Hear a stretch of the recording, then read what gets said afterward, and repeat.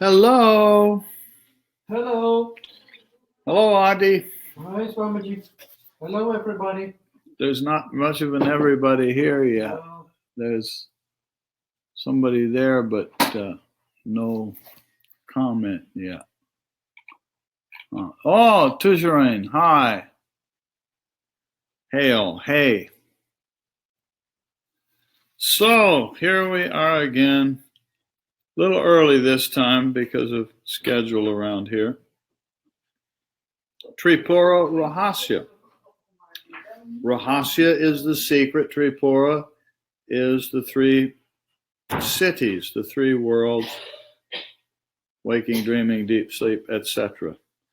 Swami Rama writes in the introduction, a great yogi does not belong to any caste, creed, sex, or ethnic group because he has already transcended all such superficial limitations. The knowledge that enlightens such an aspirant is called Tripura Rahasya. The text by that name is one of the most significant scriptures in the tradition of Tantra Yoga, which is the pinnacle of this tradition. And of course, the storyline is that the sage Dattatreya is teaching his student Parashurama, who is a pretty enlightened dude anyway, and he is presently telling him the story of Hemalekha, who is the wife of Prince Hemachuda, and she is teaching her husband. And he has finally figured out that his wife is really the enlightened one. I think women love this story like this because it's like, finally there's a story where these men are listening to their wives. I say with a degree of humor. I find it's kind of intriguing. Anyway, this section is entitled The Dialogue Between Sage Hemalekha and Hemachuda Continues. It's a carryover from the last one. After learning of the nature of the great goddess Tripura, Hemachuda's mind became calm. Then he studied with learned masters from whom he understood the Saguna form of the goddess, the form that has attributes. Saguna, of course, guna is the three gunas, which means here attributes. Sa means with. And so it's the Saguna form of Tripura that manifests outward. Blessed with the grace of Maheshwar, the great Lord, he began to practice meditation on Tripura with full determination and dedication. After several months of worship, grace dawned in him, and his outward-oriented mind one-pointedly turned inward. Therefore, his mind became indifferent to pleasures. Hi, Nellie. Nellie's here now. Hi, Nellie. Adi says hi. Yvonne says hi. Nellie says hello. Therefore, his mind became indifferent to pleasures. This is not possible without the grace of God. When the seeker's mind is totally engrossed in the search for truth, then the mind becomes a means of liberation. Now here's Dattatreya speaking. O Parashurama, countless may be the methods a seeker uses, but he will fail if the correct method for attaining truth is not applied. Sometime later, he went to meet his wife. His mind was completely absorbed in the search for truth. Whenever Hemachuda saw his wife, his mind was inspired to attain truth, far from where he was earlier. When his wife saw him coming, she welcomed him and offered him a seat respectfully. Reverently, she washed his feet. She's cool, isn't she? Prostrated in front of him and spoke gently. Don't get any funny ideas, Audie. You know. Yes, we know. In case you want reverence and your feet washed. We've learned something. Oh Lord, I have not seen you for a long time. Are you healthy? The body is prone to sickness. Such is the nature of bodies. Hi, Rosalind. How are you? You have not thought about me for a long time. You used to say you could not spend even one day without seeing me. How did you spend your time without me? She's playing with him. I know you would not go anywhere else without asking me, even in a dream. You would always say that a single moment without my company was like thousands of years. Please tell me what has happened. How did you spend your nights without me? With these remarks, she embraced him. She's cool. In spite of her embrace, Hemachuda did not feel any excitement. That's not where he was earlier. He was trying to be her teacher and teach her how to enjoy the pleasures of the world. He told her, sweetheart, you should not be attached to me like this. She's playing him again. I know you have no cause to worry because you know the reality beyond cause and effect. You are the embodiment of patience. How can you be deluded? Please explain the story of your life to me. Who is your mother? Who were your maidservant and her husband that were talked about earlier? Who were her sons? And tell me, when did I come in contact with them? I do not think I understand your story correctly, yet I cannot believe that it was a lie. Surely you were conveying something symbolically. Please explain it to me clearly so I can understand it properly.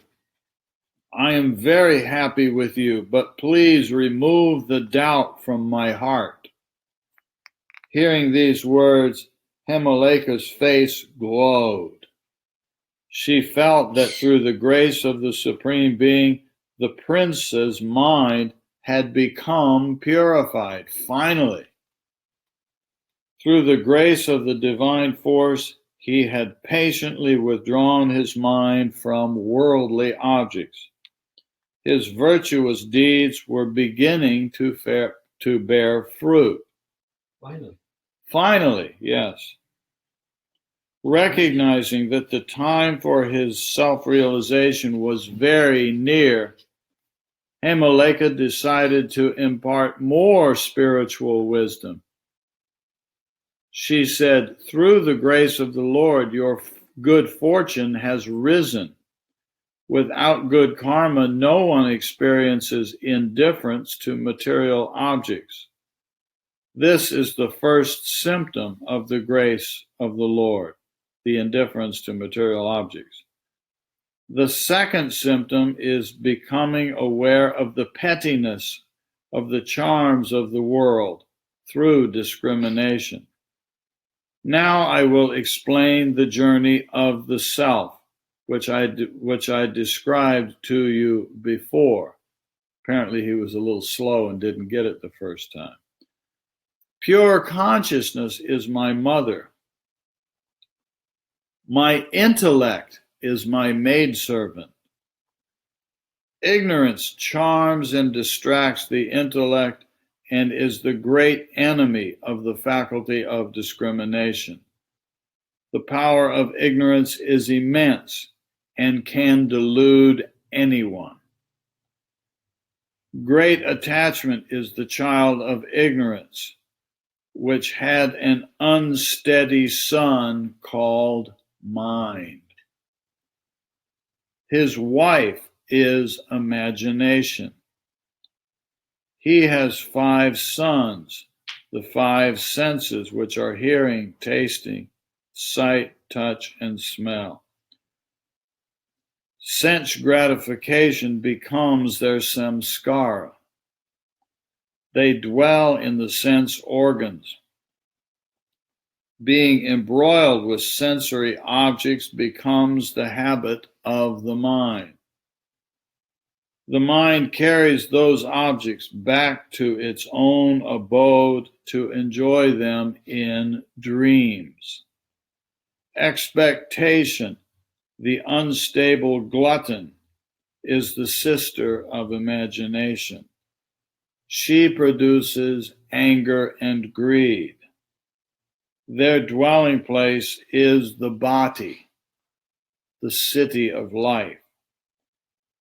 Prana and mind are twin laws of life and function in tandem.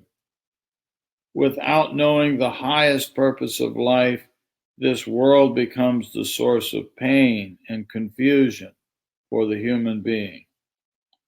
The highest attainment in which the mind, with all its faculties, attains a state of tranquility. Let me start that again. The highest attainment in which the mind, with all its faculties, attains a state of tranquility is called samadhi. My admission into the inner chamber of my being is emancipation. Thus I have explained the story of my life, and your story is the same. May you be absorbed in samadhi and attain the highest good. Thus ends chapter 8, in which Hemalekha explains her parable to Hemachuda, her life story. So there we go. To be continued. This is a little bit of a short one, and the next time we're together, the cliffhanger is after the sermon given by Hemalekha, Hemachuda attains enlightenment. That's coming next. Finally, we can say once again in a resounding chorus of mantra, finally. Here's the cliffhanger. Hemachuda was amazed at this exposition and said, Princess, you are truly great. Your wisdom is immense. How can I praise the profundity of your teachings? More to come, okay? Thank you for visiting and playing. Raj says, okay. Alrighty, isn't this just a wonderful, wonderful story and such incredible wisdom? Yes. Something growing in me that wants to translate this one also. Yeah. It's too beautiful. It's beautiful. It's beautiful. Very. Yeah, to be continued. Thank you for visiting and hanging out with Tripura so we can explore the Rahasya of Tripura. May the force be with you. May the force be with you. Yes, may the force be with you. Once upon a time in a faraway galaxy. Yep, all righty. So, and there's, I see a little rojo little symbol there. So, there's a word. Bodies indeed are prone to disease. I'm sorry, Rojo, I missed that you had commented earlier. Somehow I scrolled the wrong direction, I guess. We had a rojo and I didn't know it. And Nellie says, Dewey, Dewey. And Nellie says, Om, Om, Om, Om, Om. Rosalind says, thank you. Thank you, Rosalind. Thank you all for playing. To be continued. I'm going to push the button now. Now, Matrice not even in the room with us. And Rosalind Roseanne is not here to tell me to push the button, but I can. Oh, God, there's Matrice from the office hollering out at me, push the button. I'm going to push the button now. She seemed to be a bit angry. Yeah. What did you say, Good day. Bye bye. Let's let Nellie's ohms be the last word. Om, om, om, om, om. And then the silence after the om. Bye bye, all.